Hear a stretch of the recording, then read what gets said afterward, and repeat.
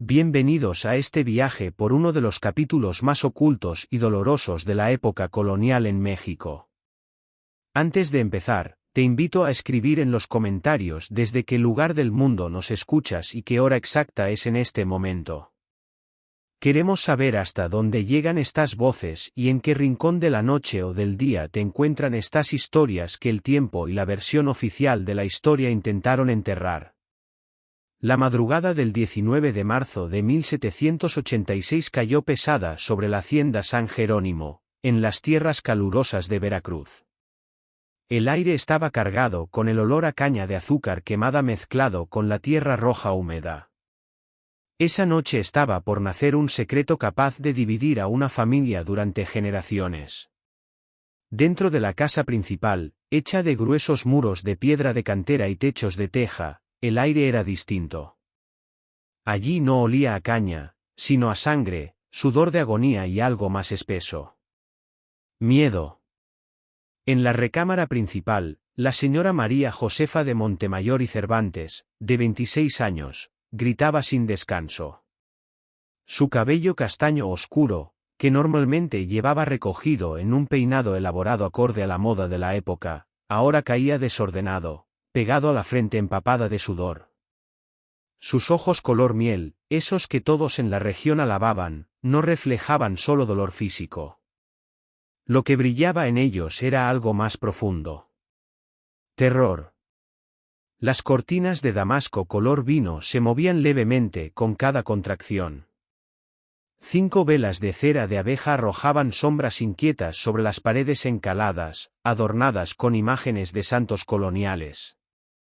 El piso de duela de cedro crujía bajo los pasos apresurados de doña Socorro Velázquez, la partera más respetada desde Jalapa hasta el puerto. Tenía 62 años, manos nudosas pero firmes y un prestigio ganado tras haber traído al mundo a más de 300 criaturas en 4 décadas de trabajo. Aquella noche, sin embargo, su rostro moreno y arrugado, iluminado por la luz mortecina, delataba que algo no marchaba como debía. Empuje, señora doña María Josefa, ordenó con voz cansada pero firme. El primer bebé vino al mundo con un llanto fuerte que llenó la habitación. Poco después, nació el segundo, también llorando con fuerza, como si quisiera anunciar su llegada a toda la hacienda. Pero cuando el tercero salió, el silencio cortó la noche como un machete. El pequeño no lloraba pero estaba vivo. Respiraba suave, sus párpados temblaban bajo la luz dorada de las velas.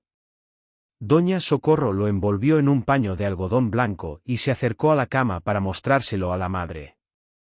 En ese instante, todo cambió. La piel del tercer bebé era notoriamente más oscura que la de sus hermanos. Sus rasgos africanos eran imposibles de negar. María Josefa abrió los ojos de par en par al verlo. Lo miró unos segundos y su expresión se deformó en algo que no tenía nada de materno. No era dolor, era repulsión. Asco. Horror. Un rechazo absoluto. «Saque eso de aquí», susurró entre dientes. «Ahora mismo». Doña Socorro se quedó helada. «Señora, es su hijo. Está sano, solo que es un poco más». «Sáquelo», la interrumpió María Josefa, con una voz tan fría y filosa como vidrio roto. «Y no vuelva con él. Nunca».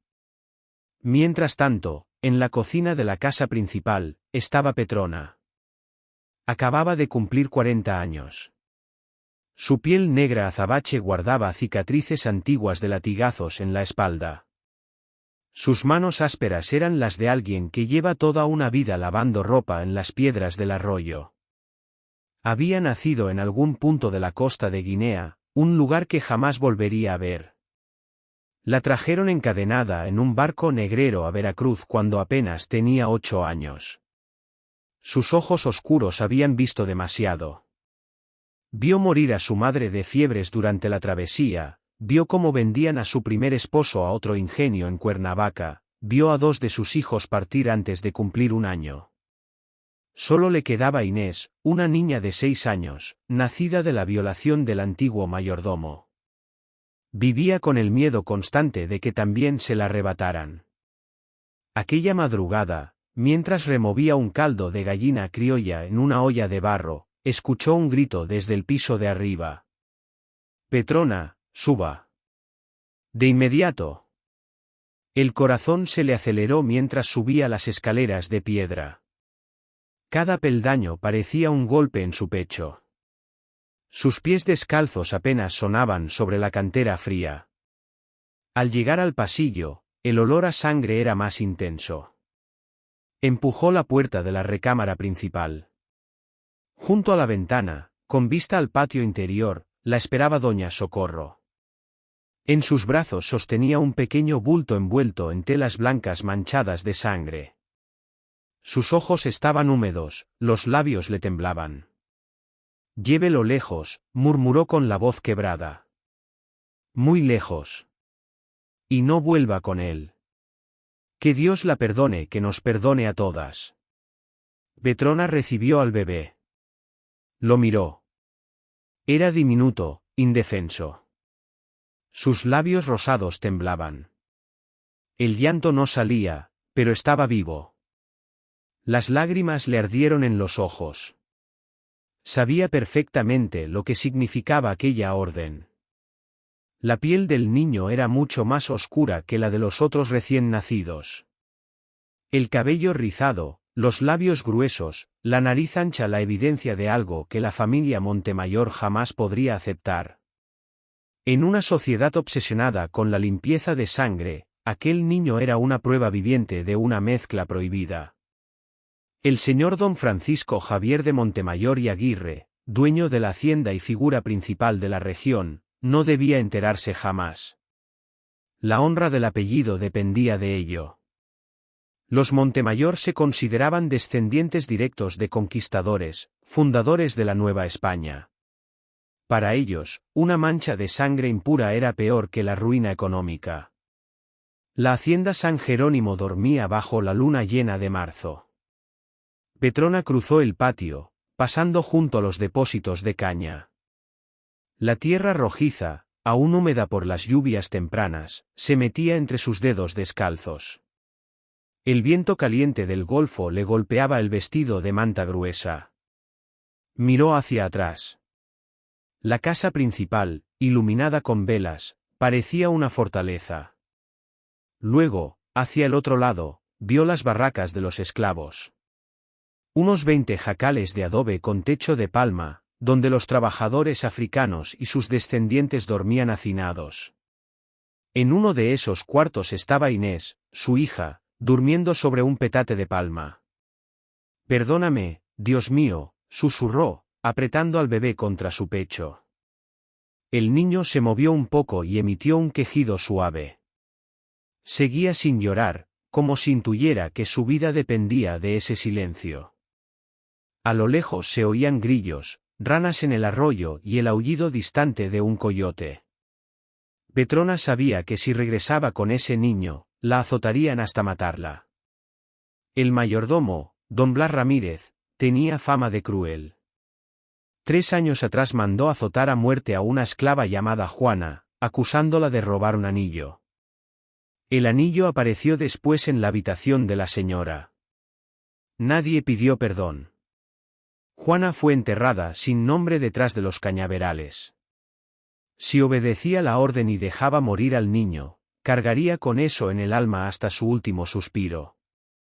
Caminó más de 2 horas, siguiendo el arroyo que marcaba el límite oriental de la hacienda. Las espinas se clavaban en sus pies, la sangre corría, pero no se detenía. Al fin llegó a un lugar que conocía bien. Una milpa abandonada cerca del lindero con las tierras comunales del pueblo de San Andrés. Entre matorrales de guarumbo y árboles de huamúchil había un jacal en ruinas que nadie quería habitar. Perteneció a un tlachiquero que había muerto de viruela negra 5 años atrás. Desde entonces, corría el rumor de que el lugar estaba maldito. Las paredes de adobe se desmoronaban. El techo de zacate tenía agujeros por los que entraba la luz de la luna. El piso de tierra olía a humedad y abandono. Petrona se arrodilló y colocó al bebé sobre una manta vieja que había escondido bajo el rebozo. Era de lana áspera, lo único que podía ofrecer. Miró el rostro tranquilo del pequeño. Los labios rosados, los párpados que temblaban en sueños, las manos diminutas abriéndose y cerrándose como si buscaran algo. Merecías más, hijo mío, sollozó. Sabía que no era realmente su hijo, sino el de María Josefa. Pero en ese jacal perdido, a kilómetros de cualquier otra alma, algo dentro de ella se rompió y algo nuevo empezó a formarse. Una promesa, una rebeldía silenciosa, una decisión que cambiaría muchas vidas. Regresó a la hacienda antes del amanecer. Entró por la cocina justo cuando el cielo empezaba a teñirse de naranja. Sus manos temblaban, su vestido estaba manchado de sangre y tierra. Apenas cruzó el umbral, escuchó el trote de caballos en el patio principal. Se le heló la sangre. Don Francisco Javier de Montemayor había llegado antes de lo previsto. Venía de la Ciudad de México, después de 4 días de viaje, decidido a estar presente en el nacimiento de sus hijos. El parto, sin embargo, se había adelantado. Petrona escuchó su voz grave dando órdenes. Desencillen, denles agua y cebada y avisen a la señora que ya llegue. Después oyó sus pasos pesados en la galería, el tintinear de las espuelas de plata sobre las baldosas. ¿Dónde está mi esposa? ¿Ya nacieron los niños? Preguntaba, ebrio de emoción. Petrona se escondió detrás de la puerta de la despensa. El corazón le latía tan fuerte que juró que cualquiera podría escucharlo. El futuro de aquel bebé, y el suyo propio, dependía de lo que ocurriera en los próximos minutos. Don Francisco subió las escaleras, tropezando por el cansancio del viaje. Era un hombre alto, de alrededor de 1,85 metros, hombros anchos, bigotes espesos color castaño con algunas canas anticipadas, mirada dura, la de alguien acostumbrado a mandar y a ser obedecido. Acababa de cumplir 42 años. Vestía paño oscuro llevado desde España, chaleco de seda bordado, corbatín blanco manchado por el polvo del camino. Una gruesa cadena de oro cruzaba su pecho sosteniendo un reloj de bolsillo de su abuelo. En el pasillo se cruzó con doña Socorro, que bajaba con una palangana llena de paños ensangrentados. —¿Y bien, doña Socorro, cuántos? —preguntó, apretándole el hombro. La partera, aún impactada, respondió sin pensar demasiado. 3, señor. 3 varones trillizos. Un milagro de Dios. El rostro de don Francisco se iluminó como si hubieran encendido 100 velas de golpe. Sus ojos brillaron de orgullo. 3 herederos, se golpeó el pecho. La sangre de los conquistadores sigue siendo fuerte. Gracias sean dadas a Dios. Pero al abrir la puerta de la recámara principal, solo vio 2 bebés. María Josefa estaba recostada, tan pálida como la cera de las velas. El cabello enmarañado, pegado al rostro húmedo de sudor. En sus brazos sostenía a 2 niños envueltos en fino lino, ambos de piel clara, durmiendo plácidamente. Al ver entrar a su marido, el corazón casi se le detuvo. Tenía que actuar rápido. Francisco, murmuró con voz débil, dejando que las lágrimas asomaran en el momento justo. Fueron 3, sí, pero el más pequeño no resistió. Nació morado, sin respirar bien. Doña Socorro intentó todo, le sopló en la boca, le golpeó la espalda, pero Dios nuestro Señor lo llamó de vuelta. Se llevó a los 2 bebés al rostro, fingiendo un sollozo. Esperó. Don Francisco se quedó quieto. La sonrisa se desvaneció de golpe. Miró a los 2 niños vivos, a su esposa, a los paños manchados. Guardó silencio unos segundos. Para un hombre de su tiempo, La muerte de un recién nacido no era algo extraño. Había visto morir a 3 de sus propios hermanos antes de los 10 años. Dios da, Dios quita, murmuró al fin, haciéndose la señal de la cruz. Doña Socorro ya se llevó el cuerpecito, añadió María Josefa. Dijo que era mejor enterrarlo rápido, para que no aumentara el dolor. Así se acostumbra cuando nacen muertos. No era verdad, pero él no lo cuestionó. Volvió a mirar a sus 2 hijos vivos. Pues estos 2 serán fuertes. Estos 2 heredarán San Jerónimo. Se llamarán como yo y como el patrón de la hacienda. Francisco y Jerónimo de Montemayor. María Josefa sintió como le regresaba el aire a los pulmones. La mentira había funcionado. Por ahora. Debajo, en la cocina, Petrona escuchaba todo a través de las rendijas del techo de madera. Se tapó la boca para no dejar escapar un sollozo. La señora había mentido sin titubeos, el señor había creído cada palabra.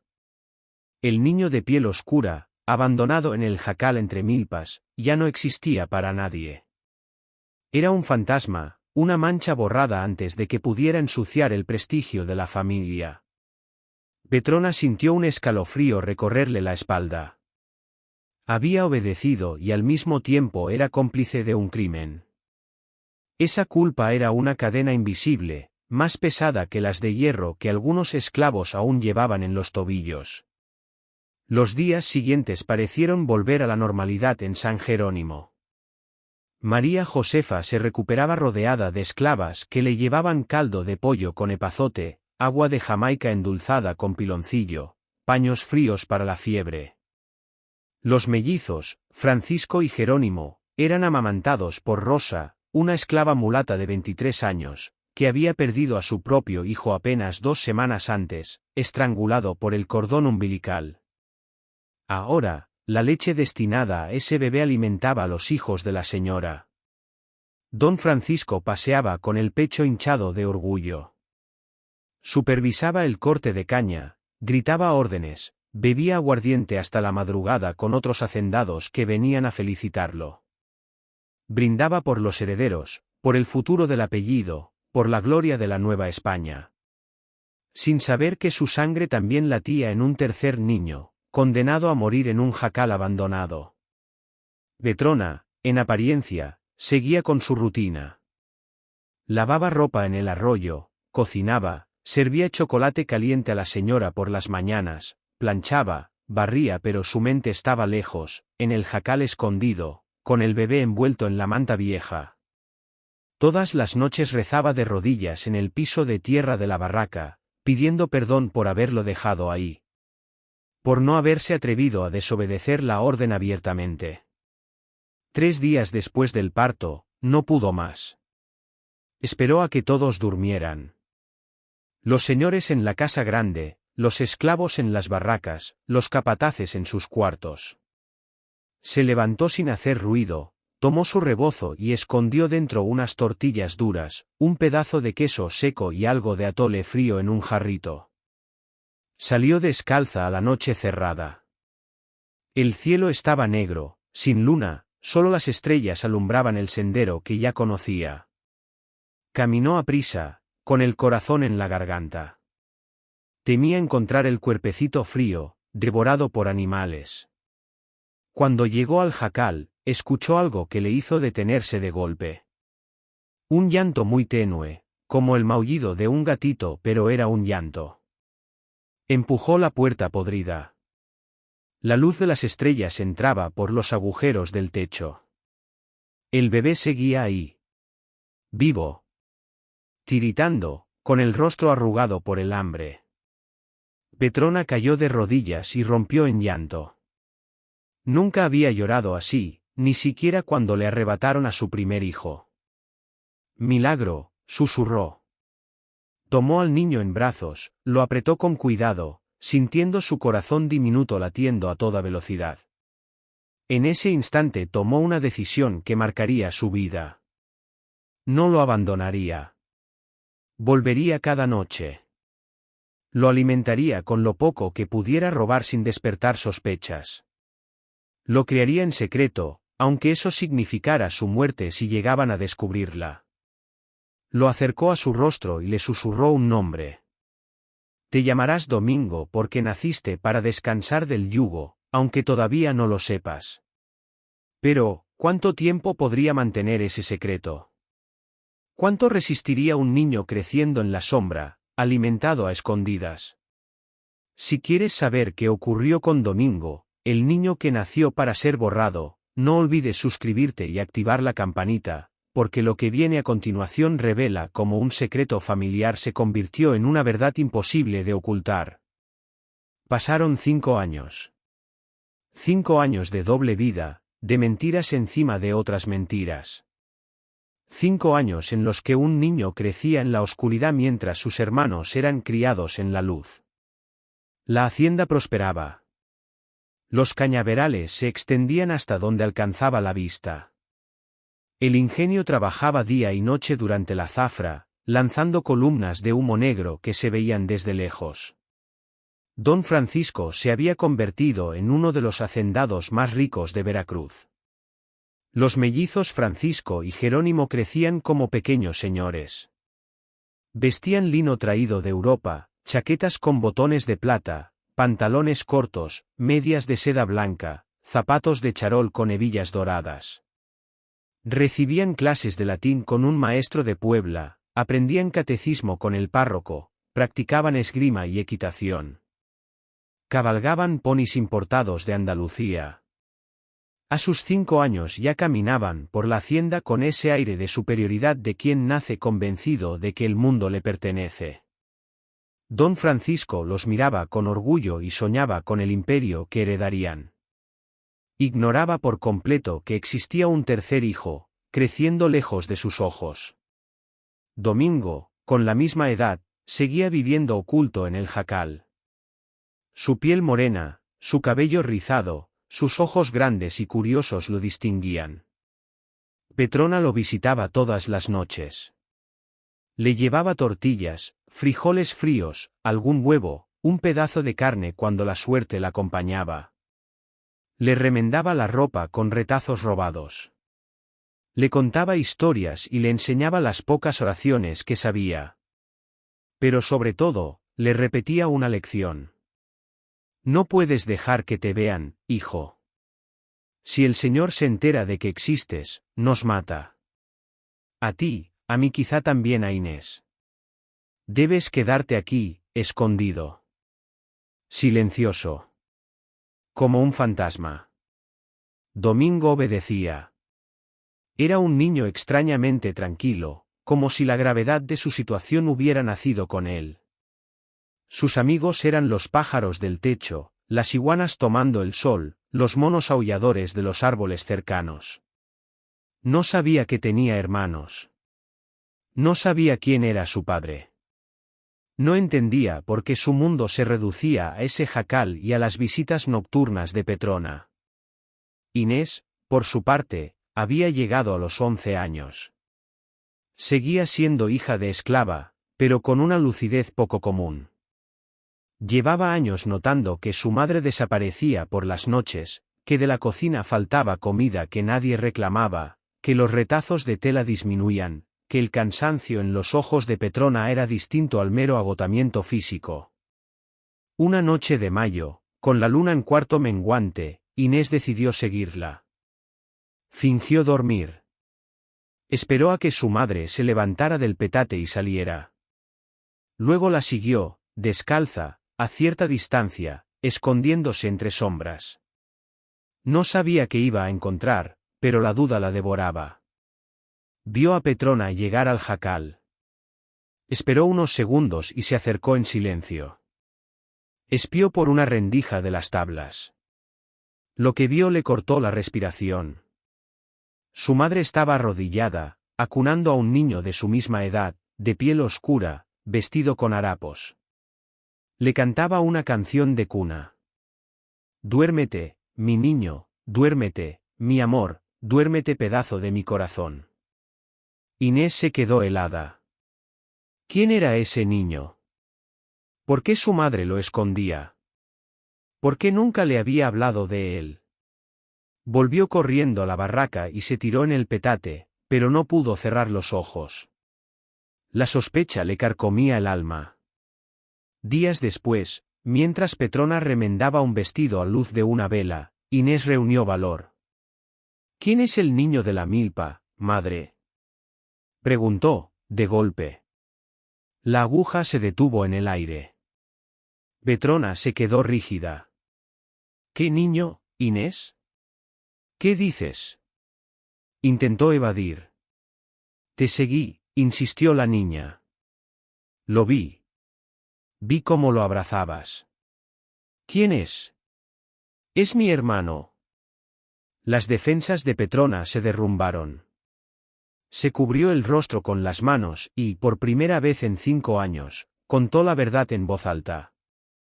Relató el parto de la señora, los trillizos, el bebé de piel oscura, la orden de hacerlo desaparecer, el jacal, las visitas nocturnas y el nombre que le había dado. Domingo. Inés escuchó en silencio. Luego, con la voz temblorosa, preguntó. ¿Es hijo del señor? Petrona asintió. Es hermano de Francisco y Jerónimo, susurró. Lleva la misma sangre, aunque el mundo no quiera reconocerlo. Inés comprendió el peligro en un instante. ¿Y si se enteran? Nos matan a todos, respondió Petrona. A él primero. Luego a mí. Y quizá a ti también. Por eso debes callar. La niña juró guardar el secreto. Prometió por la Virgen y por el alma de su abuela, muerta en el barco negrero. Pero desde ese día, ya no pudo ver igual a los mellizos. Cada vez que los veía pasearse con su ropa fina, recordaba al niño escondido entre ruinas, con la misma edad y la misma sangre. La injusticia empezó a hervir dentro de ella. Los años siguieron su curso. Domingo aprendió a sobrevivir casi por instinto. Atrapaba lagartijas, pescaba con anzuelos improvisados, distinguía raíces comestibles. Petrona, cada vez más agotada, seguía cumpliendo con sus visitas. Hasta que, en una tarde de agosto de 1791, todo se vino abajo. Ese día, el calor era insoportable. La institutriz de los mellizos, doña Gertrudis, se quedó dormida en su silla mientras los niños estudiaban. Francisco y Jerónimo aprovecharon la oportunidad. Escaparon a las caballerizas, montaron sus ponis y se internaron en la vegetación cercana a la hacienda, jugando a ser conquistadores armados con rifles de madera. «Vamos a cazar un jaguar», gritó Francisco. «O un cocodrilo», respondió Jerónimo, entre risas. Cabalgando entre matorrales, escucharon de pronto un silbido. Una melodía triste, solitaria. Detuvieron a sus monturas y siguieron el sonido. Llegaron a un jacal casi derrumbado. Frente a la puerta, sentado sobre una piedra, estaba un niño. Tenía aproximadamente su misma edad. Descalzo, con ropa hecha jirones, el cabello rizado cubriéndole la frente, la piel oscura que contrastaba con la suya. El pequeño levantó la mirada al oír los cascos. Los vio a ambos, bien vestidos, montados, y se quedó inmóvil. Le habían enseñado a no acercarse a nadie. ¿Quién eres?, preguntó Jerónimo, con el tono autoritario que copiaba de su padre. El niño no respondió.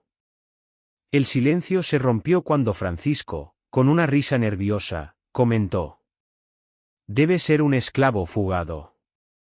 Si se lo decimos a mi padre, lo azotarán». Pero Jerónimo lo observaba con más atención. Había algo inquietante en ese rostro. Un gesto, un hoyuelo en el mentón, una forma de fruncir el ceño que le resultaba familiar. «¿Vives solo aquí?», insistió. Domingo asintió apenas. «¿Y tus padres?». «No tengo padre», murmuró. «La madre Petrona viene a verme». Ese nombre cayó como piedra en un estanque.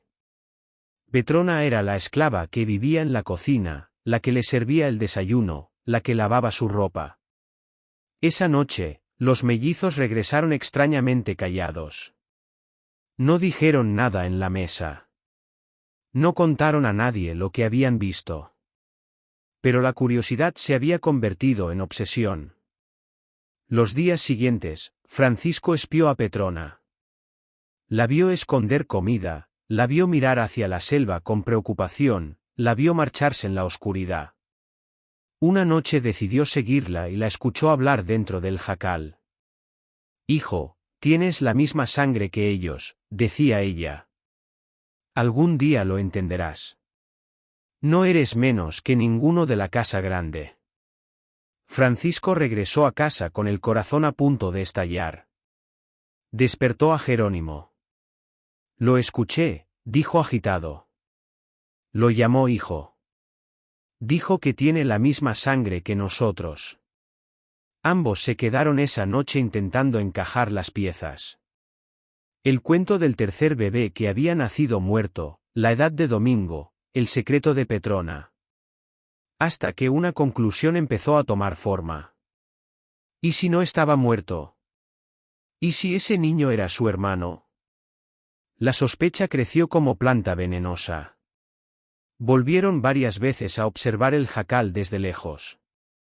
Cada vez que veían a Domingo jugar solo, hablar con los pájaros o dibujar en la tierra, les parecía más evidente. Había rasgos de su padre en él. Una tarde nublada de diciembre, Francisco perdió la paciencia.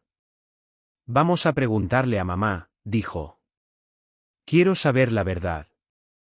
Encontraron a María Josefa en la galería, bordando con hilos de seda y bebiendo té. A sus 31 años, el cabello ya mostraba canas en las sienes y sus ojos tenían ojeras profundas. Al ver la expresión seria de los niños, un temor frío le recorrió la espalda. «Madre», empezó Francisco, «usted nos mintió sobre nuestro hermano muerto». La taza cayó al suelo y se quebró en 1000 pedazos.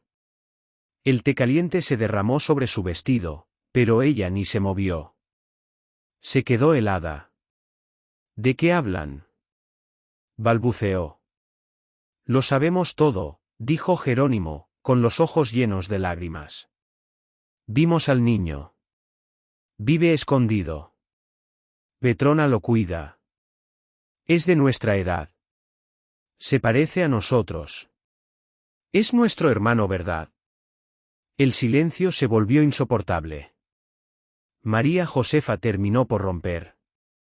Se echó a llorar con un dolor que llevaba años conteniendo. «Sí», susurró al fin. «Es su hermano. Nació con ustedes. Los tres al mismo tiempo. Pero él era distinto. Tenía la piel más oscura, rasgos que todos habrían señalado. Tuve miedo. Miedo de su padre, de la gente, del que dirán. Miedo de que se supiera que nuestra sangre no era tan pura». Hizo una pausa para contener un sollozo. «Ordené a Petrona que se lo llevara, que desapareciera. Creí que moriría rápido, sin sufrimiento. No sabía que ella lo salvaría». «¿Usted quiso que lo mataran?», susurró Francisco. Ella no tuvo respuesta. Solo lágrimas.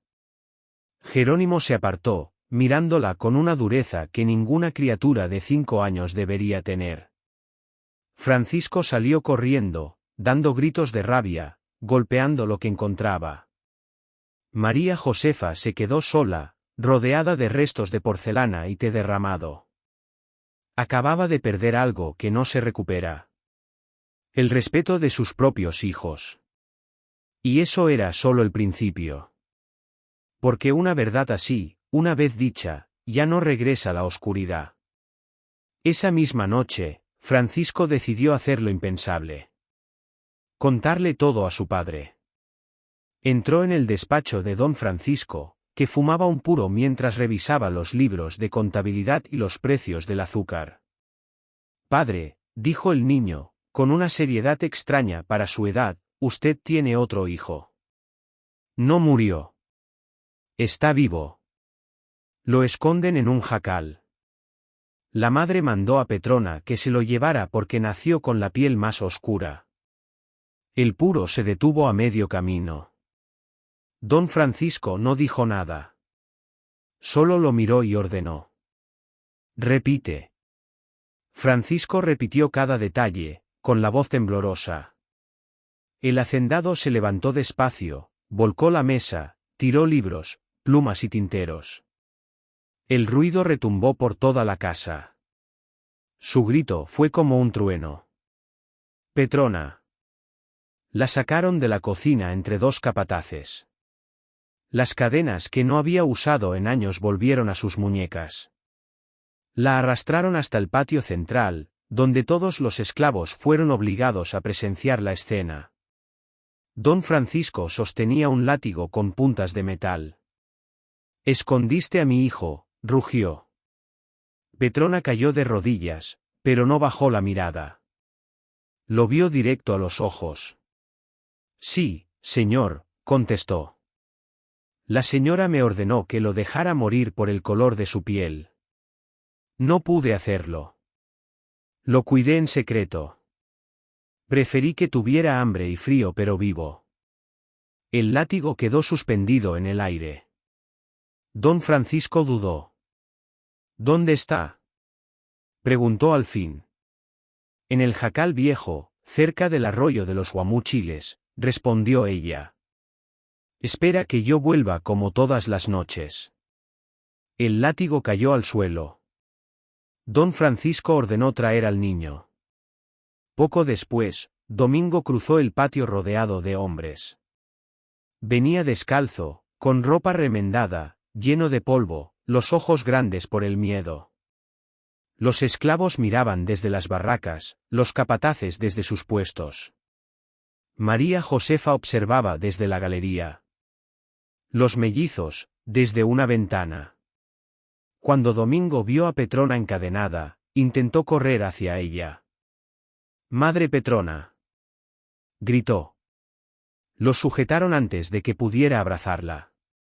Don Francisco se acercó despacio. Se arrodilló frente al pequeño y lo examinó. En ese rostro moreno vio su propia mandíbula, el mismo hoyuelo, la misma forma de las cejas que él había heredado de su padre.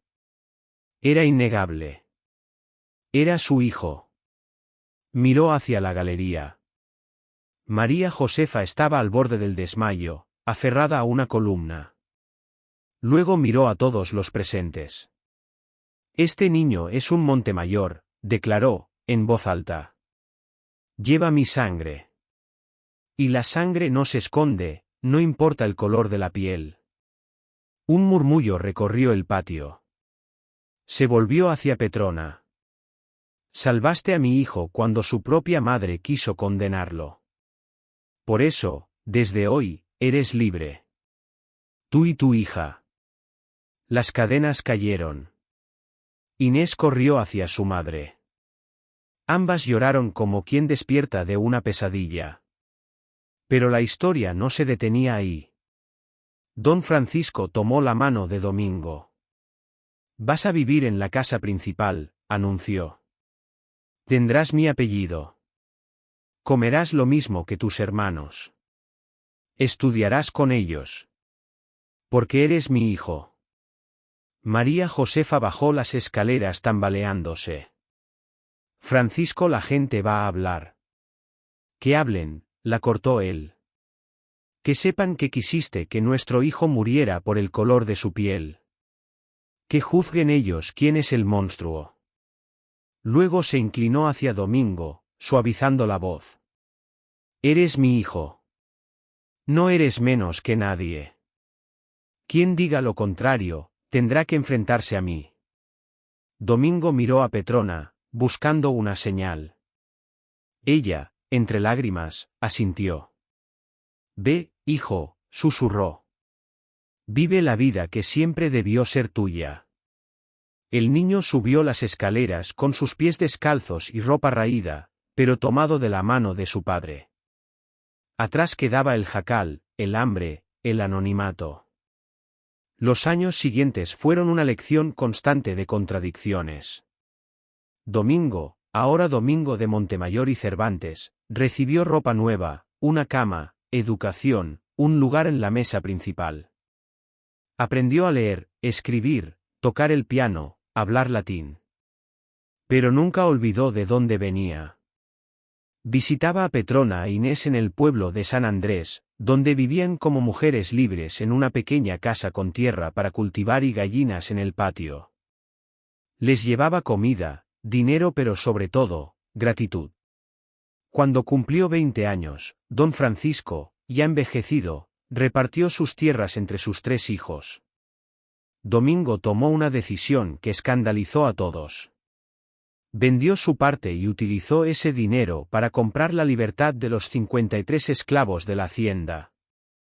No solo les dio papeles de libertad, también les proporcionó tierras y herramientas para que pudieran empezar de nuevo. Su padre, enfermo, observó desde la distancia. No lo detuvo. Quizás porque en el fondo sabía que su hijo estaba haciendo lo que él nunca se atrevió. En su lecho de muerte, tomó la mano de Domingo, con voz débil, le dijo: «Eres mejor que yo, mejor que todos nosotros». Petrona murió en 1811, con 65 años, rodeada de Domingo, Inés y sus nietos. Él se inclinó sobre su cuerpo y le susurró: «Gracias, madre. Por elegir mi vida cuando era más fácil dejarme morir». Domingo vivió hasta 1849. Dedicó su vida a apoyar a exesclavos, fundar escuelas, comprar tierras y repartirlas entre quienes no tenían nada. Luchó por la abolición de la esclavitud en México. Fue puente entre 2 mundos.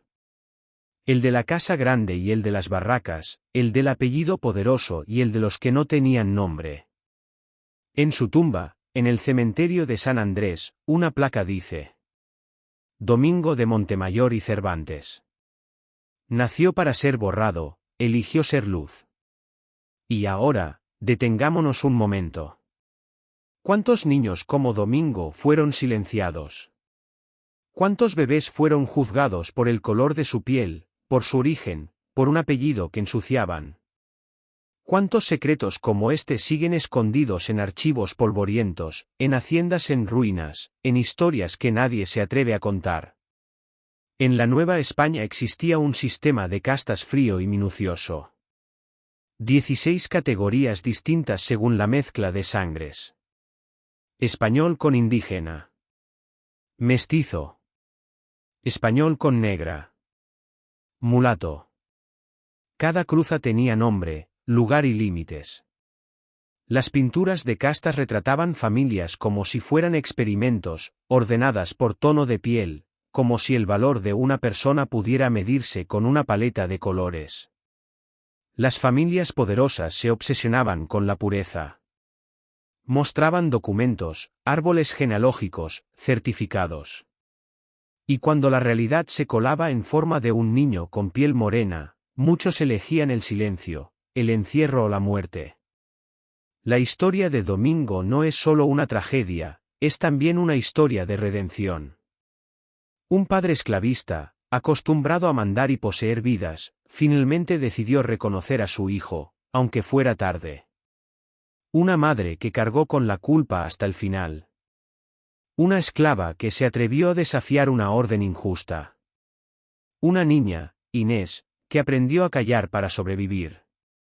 Y un niño, Domingo, que transformó la herida de su origen en una fuerza para liberar a otros. Hoy, siglos después, los sistemas de castas oficiales desaparecieron, pero persisten castas invisibles. El colorismo, el clasismo, la discriminación por apellido, barrio, acento, país de origen. Sigue habiendo niños condenados antes de nacer por la pobreza de su familia o por el lugar donde les toca vivir. El legado de Domingo es una invitación a elegir la compasión por encima del prejuicio. A ser puente y no muro. A recordar que lo que realmente nos define no es el color de nuestra piel ni el peso de un apellido, sino las decisiones que tomamos y el amor que elegimos dar. Domingo nació varias veces. La primera, en aquella recámara iluminada por velas, donde lo rechazaron. La segunda, en el jacal abandonado, cuando Petrona lo tomó en brazos y decidió salvarlo. La tercera, cuando su padre lo reconoció públicamente ante todos. Pero su verdadero nacimiento fue cuando él mismo decidió quién quería ser. No víctima, sino liberador. No odio, sino compasión. No oscuridad, sino luz. Gracias por acompañarme en este recorrido por uno de los secretos más dolorosos de la época colonial mexicana. Si esta historia te tocó el corazón, compártela. Recordar es la primera forma de evitar que algo se repita. Conocer el pasado es la única manera de que no lo volvamos a vivir. No olvides suscribirte al canal, activar las notificaciones y dejar en los comentarios tu reflexión. ¿Conocías algo sobre la esclavitud africana en México? ¿Sabías que en Veracruz existieron haciendas con cientos de personas traídas en cadenas desde África? ¿Qué otra historia oscura de nuestro pasado crees que deberíamos investigar en este canal? Nos encontramos en el próximo relato. Hasta pronto.